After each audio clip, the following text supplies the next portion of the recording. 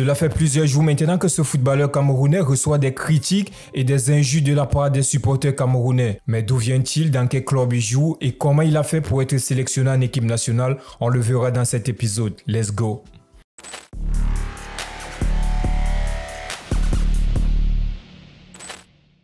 Aujourd'hui, nous allons plonger dans la carrière intrigante et parfois tumultueuse d'un joueur qui ne laisse personne indifférent. Didier Lamkelze est né le 17 septembre 1996 dans la ville de Bertoua au Cameroun. Il débute sa carrière à l'école de football des Brasseries du Cameroun où il se démarquera très rapidement par sa technique, son agilité et sa vitesse. Ce talent brut n'a pas tardé à taper dans l'œil des plus grands clubs français. Didier Lamkelze va effectuer des tests à Lille et aussi à l'Olympique Lyonnais. Mais c'est en 2016 que Didier Lamkelze pose définitivement ses valises en deuxième division en France au Chamois Niortais. Il impressionne très rapidement par ses performances et aussi ses qualités et devient un atout majeur et un élément clé pour le Chamois Niortais. Sa première saison en deuxième division française a été marquée par des buts spectaculaires et aussi des dribbles qui ont levé le public niortais. En 2018 vient un nouveau challenge pour Didier Lamkelze qui signe avec le Royal Antwerp FC en Belgique. C'est là que sa carrière a réellement pris son envol. Grâce à sa capacité à marquer des buts et sa technique, Didier Lamkelze est devenu le chouchou des supporters. Cependant, il faut noter que son passage au Royal Antwerp n'a pas été sans controverse. Didier Lamkelze est connu pour son comportement assez imprévisible. Une des épisodes assez mémorables de son passage en Belgique est lorsqu'il essaye de forcer son transfert en se rendant au centre d'entraînement du Royal Antwerp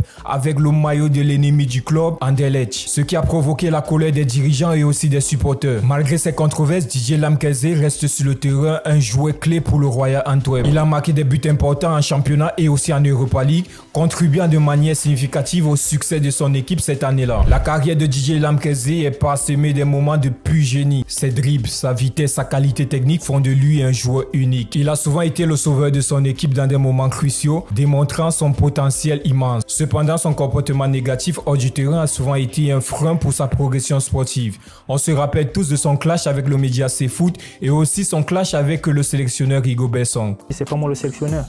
Il a appelé ses joueurs, il a dit que ses joueurs sont plus performants que moi. Ça ne manque pas, on a vu à la CAN, ça ne manque pas. Pour moi, c'est ça ma coulée. Pour moi, l'équipe nationale, c'est fait pour les meilleurs joueurs. Il n'y a pas d'amitié là-bas. Si tu es meilleur, on t'appelle. Si tu n'es pas meilleur, tu travailles pour aller.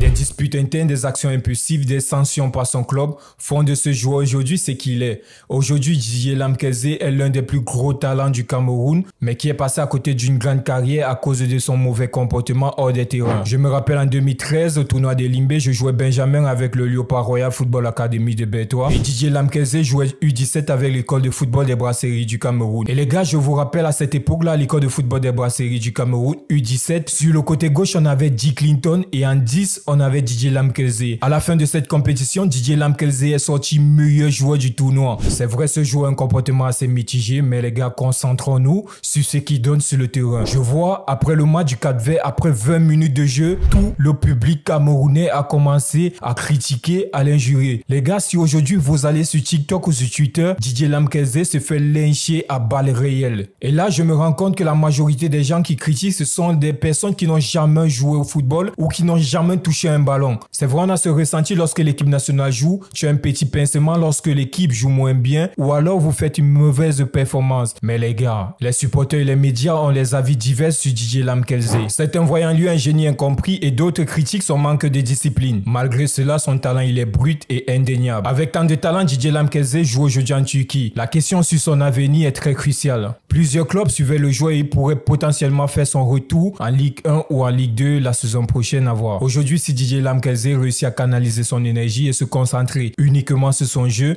les gars, je vous dis, il sera un atout très important pour les Lions indomptables à la Coupe du Monde 2026. Merci à toi d'être resté jusqu'à la fin de cet épisode. Si tu as aimé la vidéo, n'hésite pas à laisser un like, commente, partage.